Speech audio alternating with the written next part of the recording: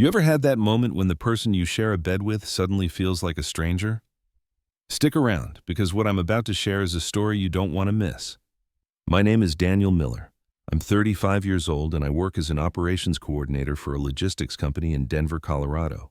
For the past 3 months, my wife Emily has repeated the same excuse night after night. Not tonight, Dan. I'm exhausted until those words became a wall between us. At first, I brushed it off as stress from her job at a law firm downtown. But 3 months of headaches, late nights, and her moving to the guest bedroom had turned our marriage into something unrecognizable. One evening I stood in the doorway of our room, watching her brush her hair at the vanity. She didn't meet my eyes in the mirror. The Emily I married 5 years ago used to run into my arms when I got home from work. Now she stiffened if my hand brushed her shoulder. "Emily, we need to talk," I said. She set the brush down a little too quickly, her hand unsteady. "About what?" she asked. "About us. About whatever this is." For a flicker of a second I saw something in her eyes. Fear, maybe guilt. But then she smiled, that new, practiced smile she'd been wearing lately. "Nothing's wrong, Daniel. I'm just wiped out from the office." The problem was she had worked the same hours for years, same firm, same desk, same routine. Yet suddenly, she was too drained every night to even have a conversation.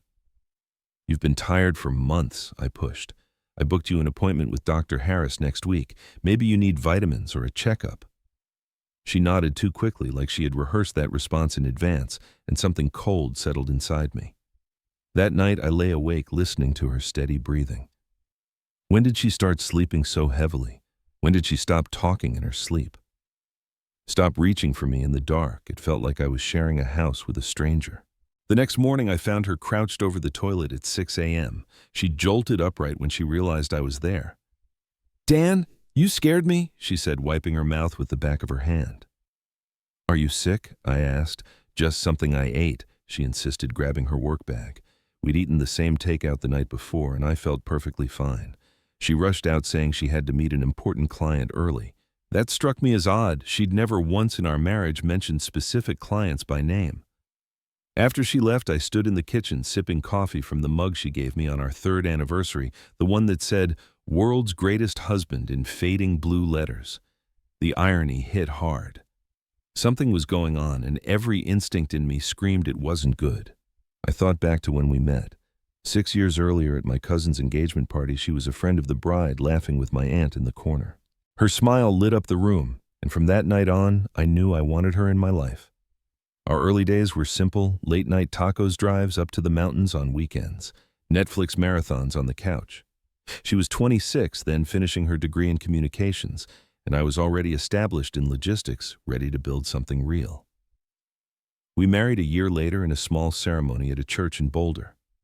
Her parents flew in from Oregon, my family filled a couple of pews, and Emily wore my grandmother's pearl necklace as she cried through her vows.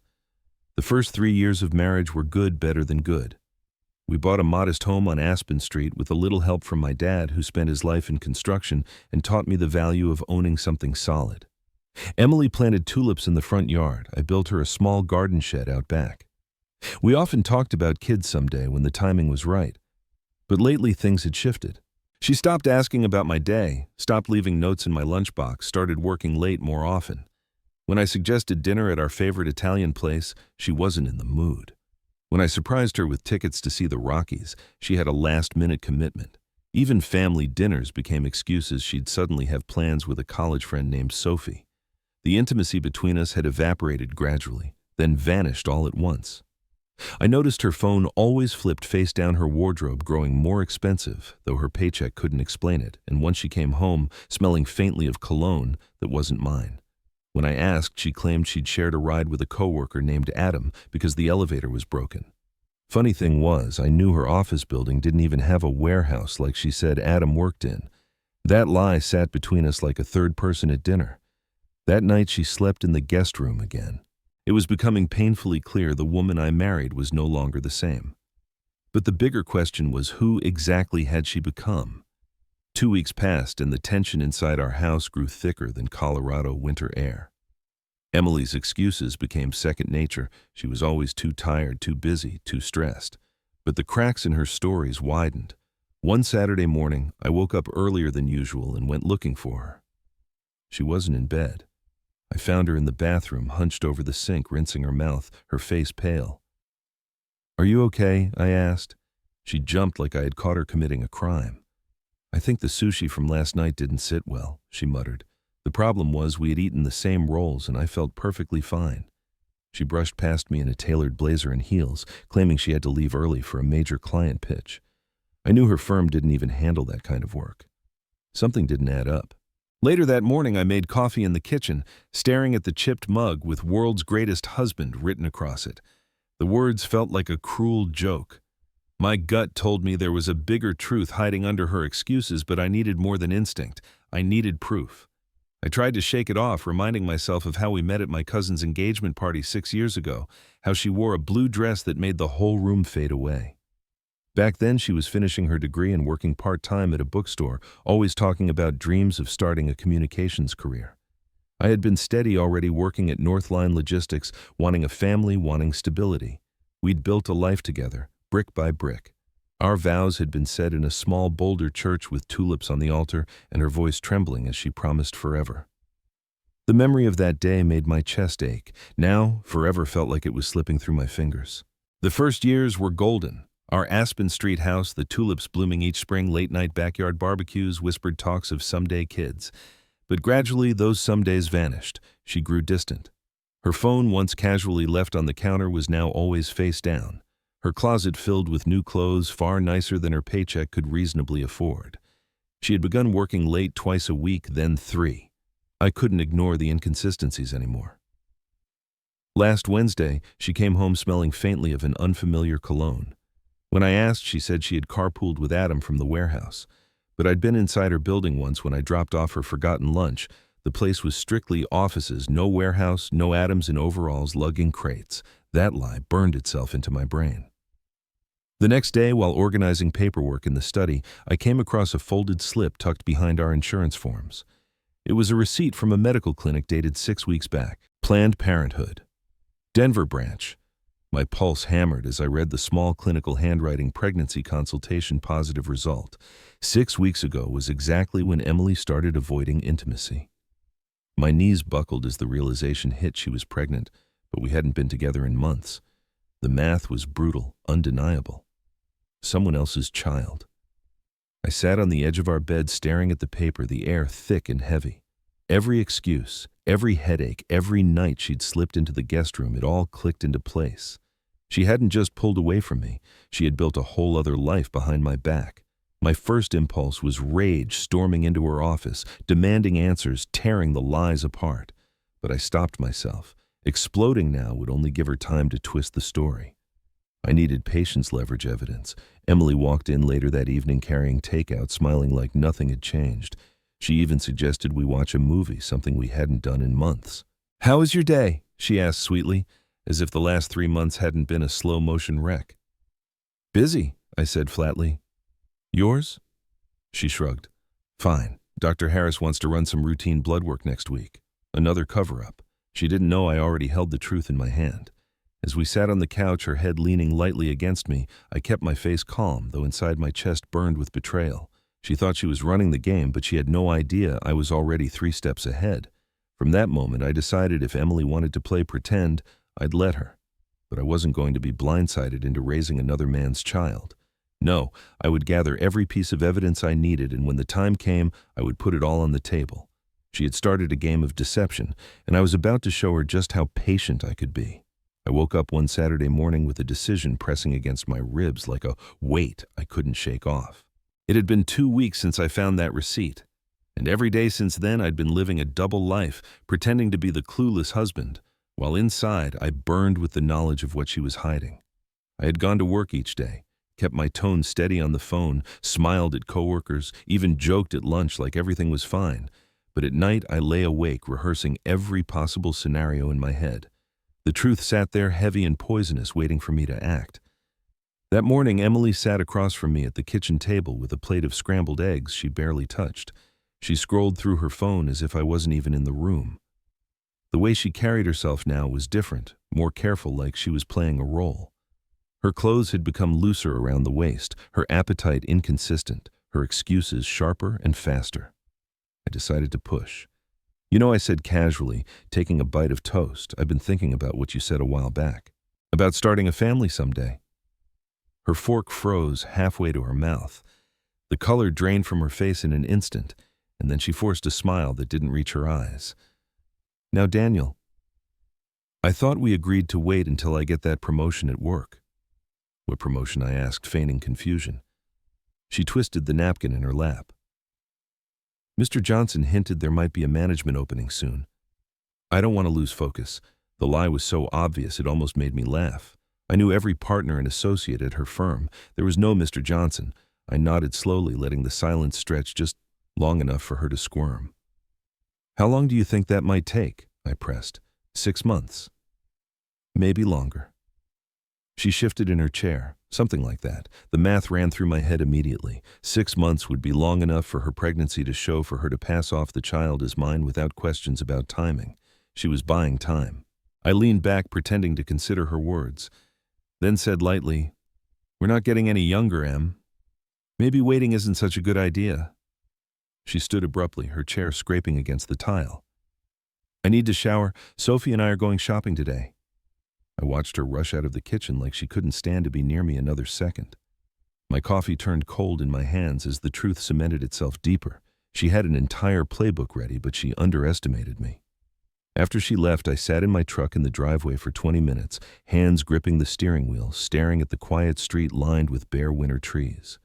Then I drove downtown to the public library, parked in the lot, and walked inside. I couldn't risk doing this research at home. I signed onto a computer and typed Denver private investigators infidelity, then divorce attorneys Colorado paternity rights. My notepad filled quickly with names, phone numbers, websites, legal jargon. I learned about non-invasive prenatal paternity tests, about custody laws, about how Colorado treated cases of infidelity. The more I read, the colder my blood ran, but the steadier my resolve became. I wasn't going to lash out. I was going to be meticulous. The following Monday, I scheduled an appointment with a family law attorney named Patricia Hoffman.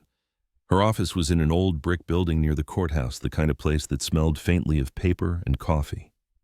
She was in her 50s, with sharp eyes that had clearly seen too many broken marriages. I sat across from her, explaining everything: the distance, the lies, the receipt. She listened without interrupting, only jotting down notes. When I finished, she folded her hands and asked, "Do you want to try and save the marriage, or do you want the truth no matter what it costs?" My throat tightened. "I need the truth first." She nodded, sliding a pamphlet across the desk. "Get the DNA test when the time is right. Document everything: dates, times, her statements, your evidence. Don't tip your hand until you have absolute proof. If she is 6 or 7 weeks along now, you may be able to get results by the 9th or 10th week with a simple blood test. She doesn't have to know." I left her office with a folder of business cards, legal forms, and the quiet reassurance that I wasn't crazy. There was a system for this, a way to protect myself. That evening, Emily was unusually warm. She made my favorite dinner pot roast with mashed potatoes and asked about my day like she actually cared. Her laughter sounded almost real. Her hand brushed mine as she cleared dishes. "I love you, Dan," she said, her voice soft. "I love you too," I answered automatically. The words left a bitter taste. I still loved the woman I thought she was, but maybe that woman had never truly existed. Later, lying in bed, I watched her breathe evenly beside me. She rested a hand lightly on her stomach in her sleep, and it took everything in me not to shout, not to shake her awake and demand the truth.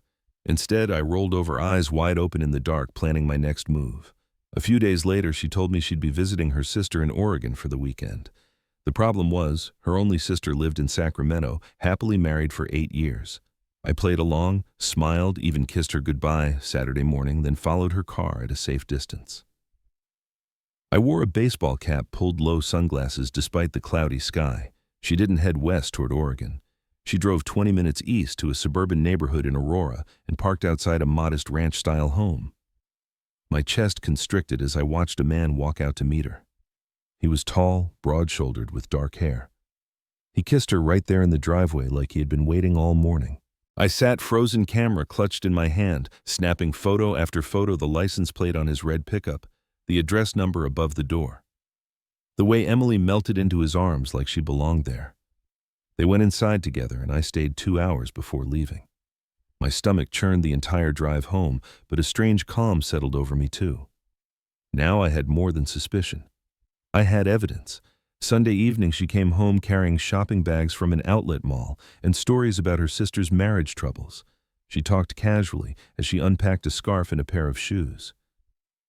"Did you tell her about us, about thinking of starting a family?" I asked carefully. She hesitated only a second, then shook her head. No, the timing wasn't right. The lie rolled off her tongue like second nature. I forced a smile, nodding. Inside, I felt the ground beneath our marriage splitting wide open. On Monday, I called in sick to work and drove back to Aurora. I parked down the street from that ranch house and waited. At 7:30 a.m., the man left, climbing into his truck. I followed him to a coffee shop, watching as he ordered and sat down with his phone pressed to his ear. From 2 tables away, I caught fragments of his conversation. She said she's going to tell him soon, couple more weeks, once she's far enough along. My blood ran ice cold. Emily wasn't just lying, she had a timeline, a script. She planned to spring the pregnancy on me as a joyous surprise once the dates lined up neatly enough to sell the lie. I left the coffee shop without touching my drink, my mind spinning.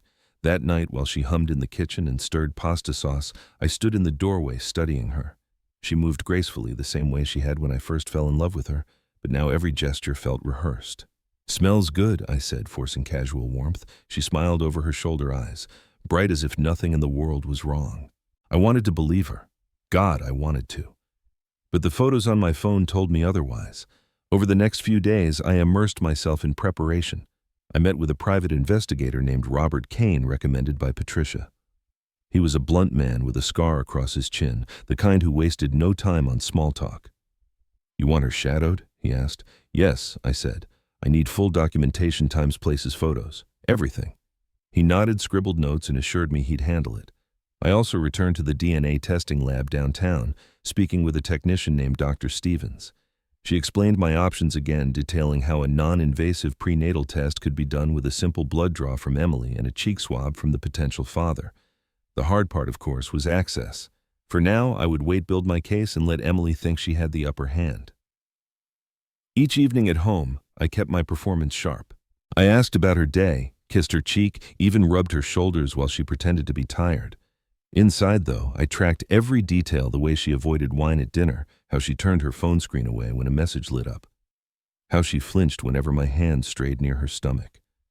She was hiding in plain sight, but the mask was slipping, and soon I'd be ready to pull it off completely. The patience she used to admire in me had become my greatest weapon. She thought she was outsmarting me, but she had no idea I was already miles ahead, building a case so airtight that when the moment came, there would be no denying the truth. And as I lay awake at night staring at the ceiling, I promised myself one thing: I would not be tricked into raising another man's child. Whatever it took, I would uncover everything. If there's one thing I've learned about liars, it's that you rarely catch them with a single question. You build a quiet wall of facts and let them run face first into it. The next Thursday, when Emily said she had to stay late for a deposition prep, I kissed her cheek in the doorway like a dutiful husband wished her luck, and watched from the front window as her taillight slid down Aspen Street toward the dark. 10 minutes later, I walked out with my jacket, the small GPS puck the private investigator had given me, held snug between my thumb and forefinger. Robert Kane had called it a belt and suspenders move, overkill, until it isn't, and I agreed. I crouched by the rear bumper of her Camry and tucked the tracker up behind the metal lip where road dust would hide it. Back inside, I opened our shared laptop and installed a simple usage logger I'd researched at the library. Nothing dramatic, just timestamps and sites. If this ended up in court, I wanted a record showing where she said she was and where she actually went. Then I drove toward the neighborhood where I knew the man lived, letting the GPS app do the work. The blinking dot moved steadily east across the map like a heartbeat I could see, and came to rest in the same Aurora subdivision I'd tailed her to the week before. I parked 4 blocks away, pulled my baseball cap low, and walked the last stretch under the bare limbs of winter trees.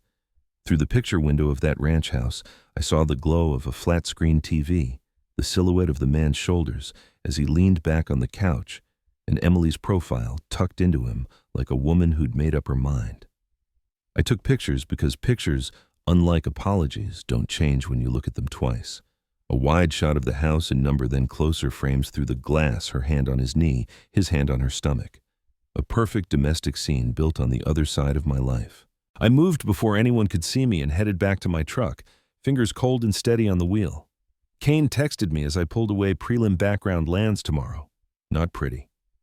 I stared at those two words. Not pretty until the traffic light turned green and I realized I'd been sitting through an entire cycle. The next morning, he slid a manila folder across a diner booth and ordered black coffee like a man who did this sort of thing every day. I opened the folder and met the stranger who had been sleeping with my wife. Name: Marcus Alvarez. Age: 37. Employment: project foreman, Kestrel Construction, laid off 8 weeks ago. Financial delinquent on a mortgage in Arapahoe County, 2 maxed-out credit cards, 1 collection account from a tool supplier. Civil/criminal. 2 domestic disturbance calls in the last 5 years, no arrests. A protection order filed by an ex that was later dropped. Outstanding child support arrears to a woman in Greeley for a 5-year-old son. I paged through photographs of his red pickup property records, screenshots of social media, and a single image that made my jaw clench.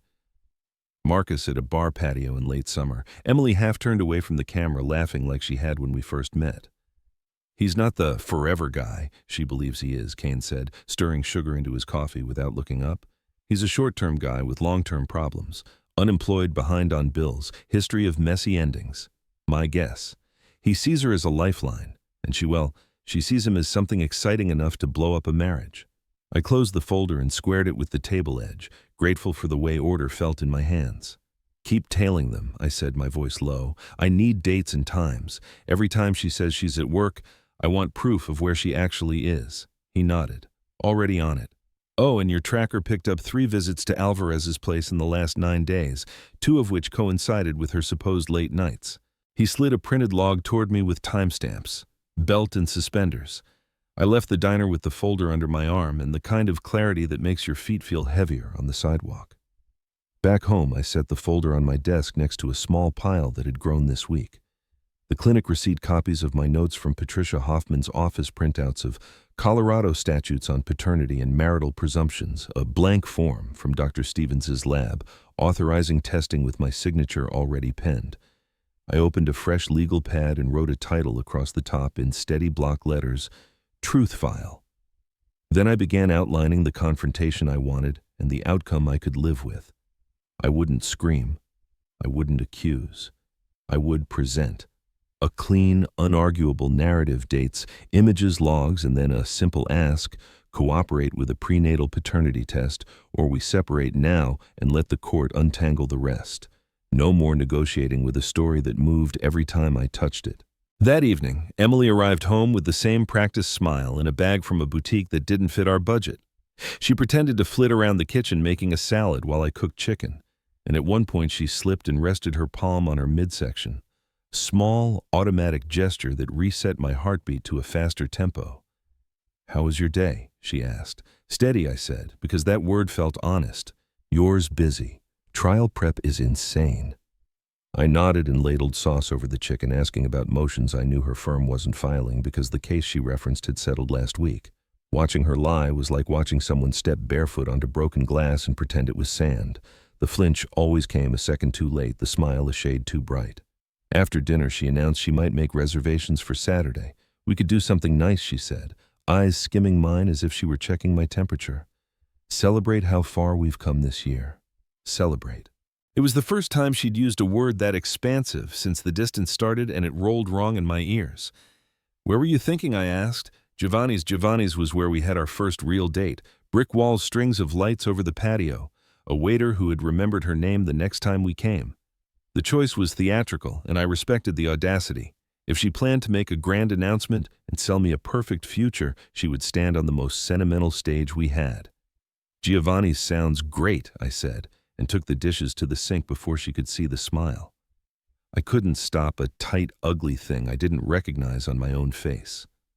Friday, I took a half day and stopped by Dr. Stevens's lab to clarify logistics. She had the calm of a person who solves problems for a living. If your wife is 9 to 10 weeks along, non-invasive testing can be run off a blood sample from her and a cheek swab from the alleged father, she said. If she declines, you'll have to wait for postnatal testing, but given you're the legal spouse, the court can compel cooperation later. What if we don't know the alleged father's identity officially? She lifted a brow. Officially or unofficially, I said nothing, and she nodded. Then you do what you can now, secure your own documentation. Avoid confrontations that can be construed as coercive and keep your attorney apprised. When the time comes, legal avenues exist. I signed the necessary authorizations and slipped the lab's card into my wallet with a quiet sense of ritual. Belt, suspenders, safety pin for good measure. I spent the rest of the afternoon building the envelope. I chose photos that told a clean story: driveway kiss, hand on stomach through the window, the red pickup's plate, the house number. I added the GPS log printouts with dates circled in red pen that matched her text messages about late nights at work. Then I included the background pages on Marcus Alvarez employment separation notice, mortgage delinquency record, child support arrears. Finally, on top, I placed the non-invasive test authorization from the lab and a typed sheet with a single paragraph I'd written in plain language. I love the life we built, but I will not be deceived into raising a child that isn't mine. I am willing to pursue the truth privately and respectfully. If you refuse to cooperate, we will separate immediately and resolve this through counsel. Please choose honesty. I slid the documents into a manila envelope and set it on my dresser, suddenly aware of how heavy paper can feel when it holds a life. Saturday morning broke bright and thin. Emily spent an hour doing her hair, then emerged in a blue dress I hadn't seen before, the kind of shade that makes eyes look clearer and sins seem softer. We drove to low-high and polite conversation parking traffic, the new bakery near her office. 2 actors hitting marks we'd rehearsed so thoroughly that even our pauses felt scripted. Giovanni's looked exactly the same as it had on our first date, brick and warmth, and the hum of conversations layered like music. The host led us to a table near the window where we could see the city turned to glass by the winter sun. Our server brought water and a basket of bread, and Emily ordered sparkling water instead of wine, a choice she made with a careful, casual shrug. She barely touched the bread. She didn't touch me at all. "You look beautiful," I said, because truth shouldn't always be withheld with the lies. "Thank you," she said, and her throat bobbed in a swallow like the praise had caught. We ordered her the chicken piccata she always claimed tasted like summer me, the lasagna, and made small talk about nothing at all until the plates arrived. She twirled a strand of pasta and let it slide back to the plate. "Daniel," she said quietly, taking a breath that felt too shallow for the room, "I have something wonderful to tell you."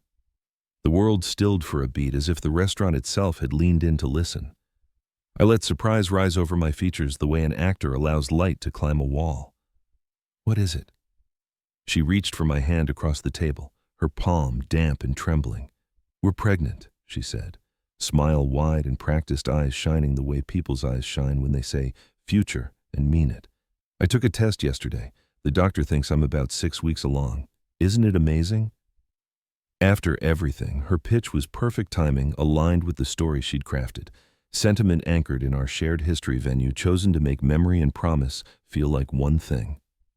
I let my mouth part, let my shoulders drop, let the act play out, and I stood, leaned across the table, and kissed her forehead. "That's incredible," I said.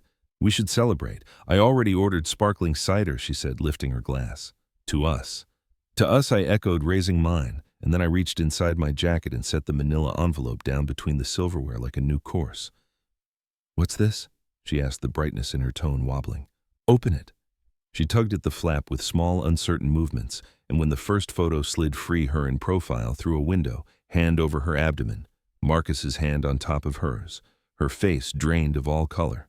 She flipped to the next kiss in the driveway, house number sharp in the corner, then the next, Marcus's truck, the plate clear as sunlight. The GPS logs fell across the table like a deck of marked cards, then the background pages on Marcus, then the lab form with my signature. Around us, the restaurant kept humming, oblivious to the way our table had become an operating room. Emily's lips parted. She looked at me with a child's panic, as if there might still be some version of this where I hugged her and said, "It didn't matter. I didn't rescue her." "Can you explain how you're 6 weeks pregnant when we haven't touched each other in 3 months?" I asked softly. Can you explain the late nights at work that were actually trips to Aurora? Can you explain the man in those photos, the one with a mortgage he can't pay and a son he's not supporting? She swallowed hard and shut her eyes. When she opened them, they were glassy and furious. You went through my things, she said, as if that was the crime in the room. I went through my life, I corrected. There's a difference. She gathered the papers as if by stacking them she could alter their meaning. The lab form lay on top like a quiet demand. Here's what happens next, I said, keeping my voice level. We do a non-invasive prenatal paternity test privately through Dr. Stevens. If the child is mine, I will repair what I can and show up as a husband and a father. If the child isn't mine, we separate today and let the attorneys do their work. Either way, the truth comes first. Her jaw worked like words might form if she could just find a place to put them. I can explain, she whispered, but the sentence trailed off into the part of the room where explanations go, when everyone knows they're just scaffolding around a collapse. She stood abruptly, chair legs scraping tile, and walked toward the exit with her palm pressed to her stomach, a gesture that twisted something deep in me I refused to name. I didn't follow immediately. I gave her a minute with the cold air and her reflection in the glass. When I stepped outside, I found her crouched beside the car, hands over her face shoulders, shaking in a rhythm that had nothing to do with winter. I never meant to hurt you, she said without looking up. Which part, I asked. The affair or the lie? She dragged a sleeve across her eyes and looked up, makeup smudged in a way that made her look younger and more dangerous. I thought I could make it work, she said. I thought you'd never find out. You thought I was stupid, I said, and she shook her head hard. No, I thought I was smarter. The honesty was a strange mercy. A tiny white flag lifted over wreckage. I let a long silence stand between us until our breaths matched the same cold. We're done playing pretend, I said finally. Call Dr. Stevens on Monday, or I'll have Patricia file today. You can keep the envelope. She hugged the manila folder to her chest as if it were a life vest and nodded once without meeting my eyes. We drove home in separate cars, taillights carving two red lines through the dusk that would never converge again. And when I pulled into our driveway, I parked on the street just to see the house at a distance, the tulip beds brown and brittle under frost. The garden shed I'd built clinging to the fence line like an afterthought. Inside, I took the mug from the cupboard, the one that says "World's Greatest Husband," and set it back down, because some things you don't hold on a night like this.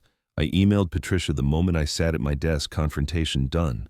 She will either consent to nip test Monday or we proceed. Please prep both paths.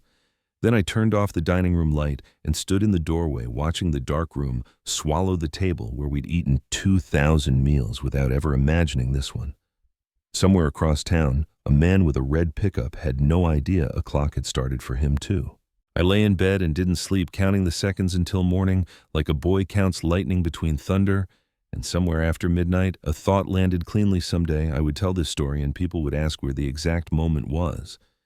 The second I knew my life had changed, and I would say, it wasn't the photos or the envelope or the restaurant, but the quiet drive home when I realized that whether the truth saved my marriage or buried it, I would walk out of this with my self-respect intact. And that more than any promise we had spoken under strings of patio lights years ago was the thing I refused to lose. The Monday after Giovanni's felt like the longest day of my life. Emily barely spoke at breakfast, pushing cereal around her bowl, like a kid who hated the taste, while I sat opposite with my mug of black coffee, pretending to skim the paper. The envelope had been tucked under her arm when she left the restaurant, and though I didn't ask, I knew she'd spent the night rifling through it, hunting for cracks in the wall of evidence. She found none because there were none. Still, she was a good liar. I had to give her that. When she finally lifted her eyes from the bowl, her voice was thin. Do you really want me to call that doctor today? I met her gaze, steady. Yes, Emily. Today. She nodded once, almost imperceptibly, then rose and left for work without a kiss, without the usual charade. The silence in the house was so complete that I could hear the tick of the kitchen clock like a hammer.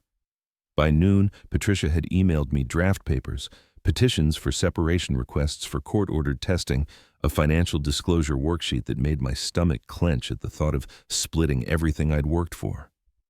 She wrote, if she refuses voluntary testing, we can compel it after birth. But from what you've told me, she's not going to give up her narrative without a fight. Document everything. I replied simply, understood. preparing. Then I left work early and drove toward Aurora. If Marcus Alvarez was going to be part of my life by proxy, I wanted to know the shape of the man. His red pickup sat in the driveway when I rolled past, and through the windshield I caught sight of a child's car seat in the back. Kane had mentioned unpaid support for a son in Greeley. I wondered if Marcus ever saw him, or if he was the type of man who skipped both payments and birthdays. I parked half a block away and waited. 20 minutes later, Marcus stepped outside in worn jeans and a flannel shirt, hauling a trash can to the curb. He didn't look like a villain. He looked like every other man I'd worked beside in warehouses: calloused hands, tired shoulders, someone life had roughed up. But villains rarely introduce themselves as such. Emily appeared in the doorway behind him, hair pulled into a messy bun. Her hand braced against the doorframe as she leaned forward to say something I couldn't hear. He smiled, leaned down, kissed her quick on the lips, then turned back inside. That was enough to sour the air around me. I snapped more photos with my phone, then left before suspicion could settle. That night at home, Emily acted like we were on the edge of normal again. She made pasta, poured me a glass of wine, talked about a crazy day at the firm.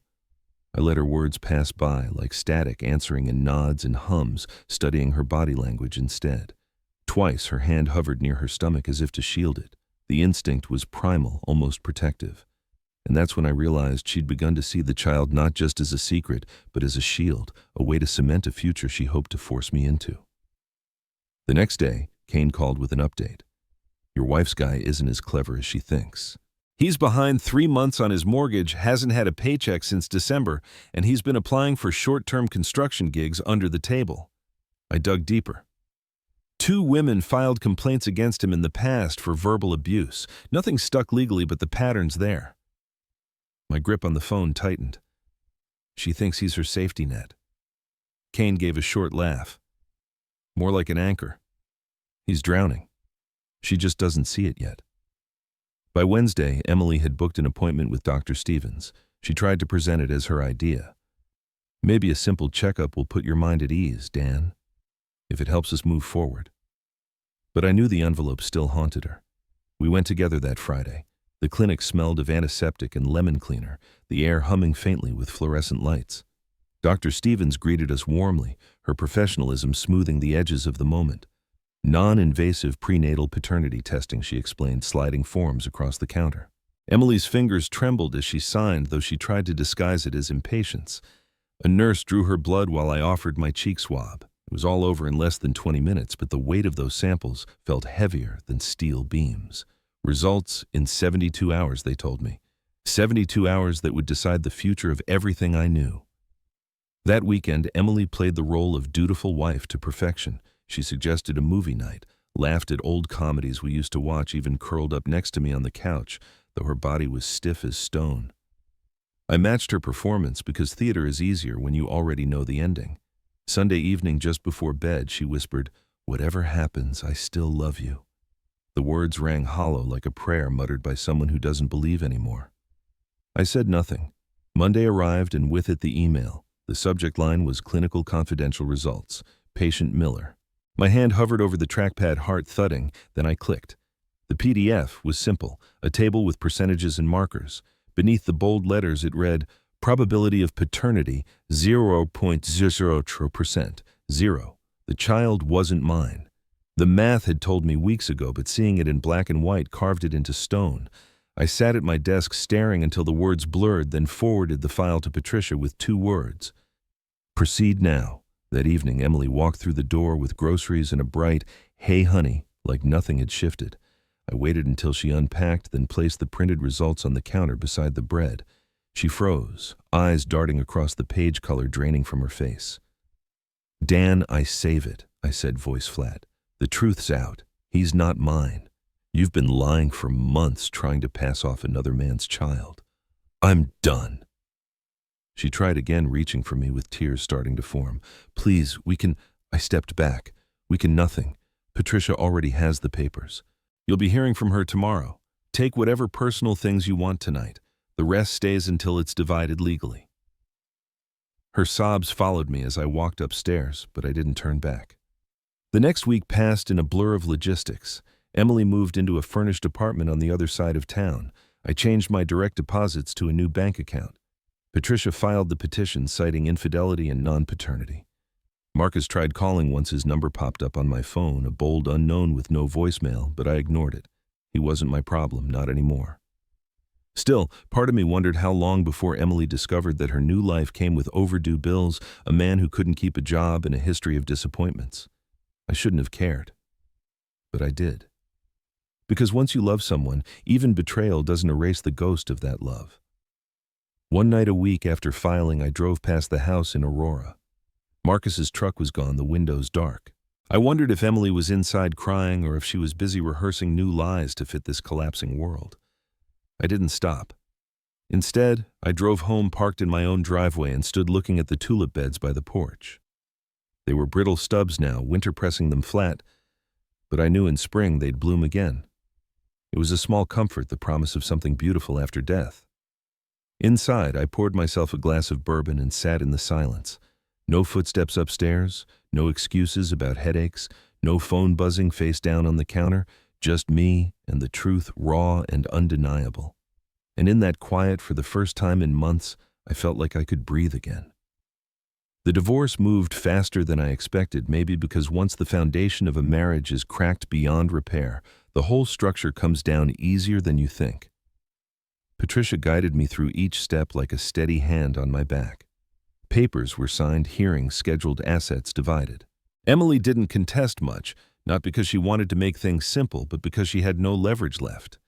The DNA results had cut the last thread. A month after I confronted her at Giovanni's, she packed up the last of her clothes from our closet and left the house for good.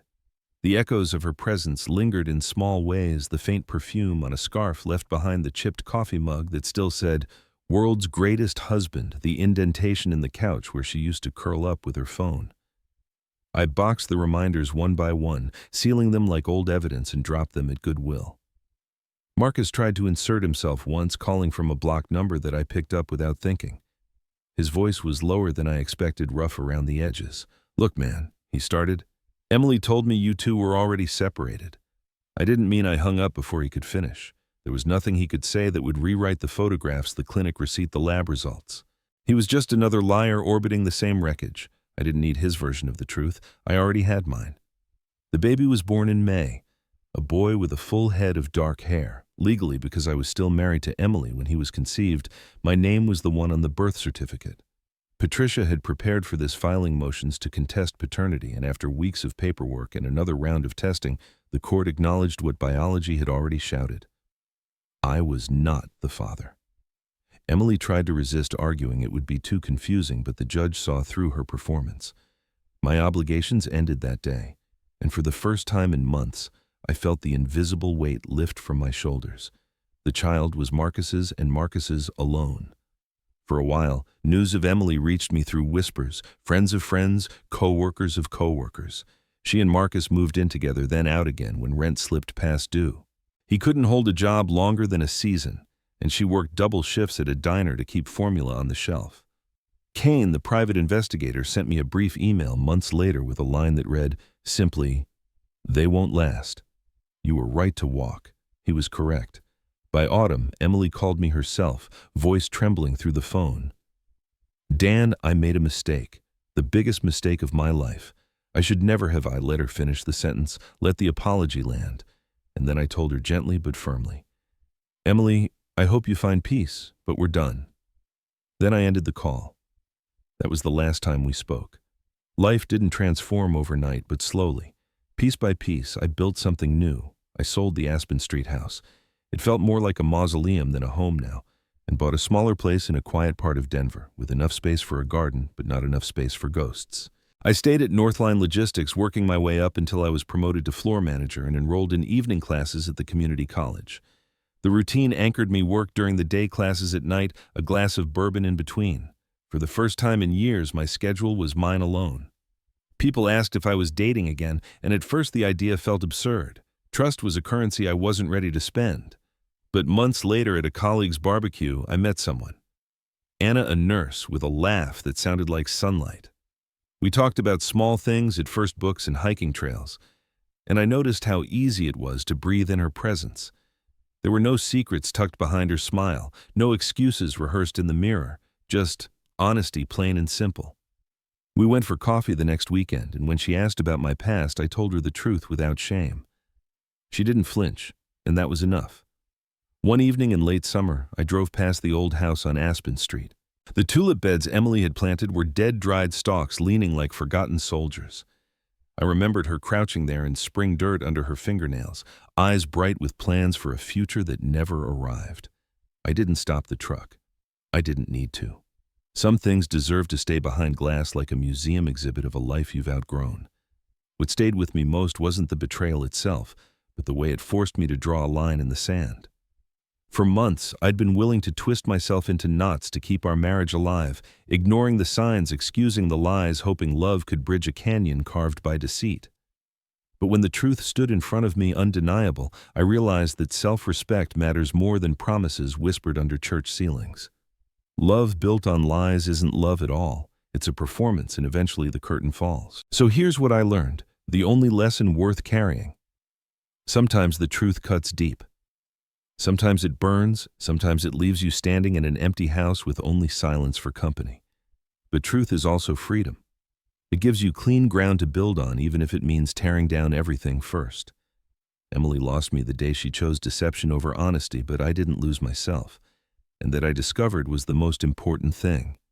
If you're reading this and feel that gnawing suspicion in your own life, don't ignore it. Don't let someone else write your story with their lies. Pay attention to the details. Trust your instincts, and when the truth shows its face, don't look away. It might hurt. It might break what you thought was unbreakable, but it will also set you free. And freedom, even born out of heartbreak, is always worth the price.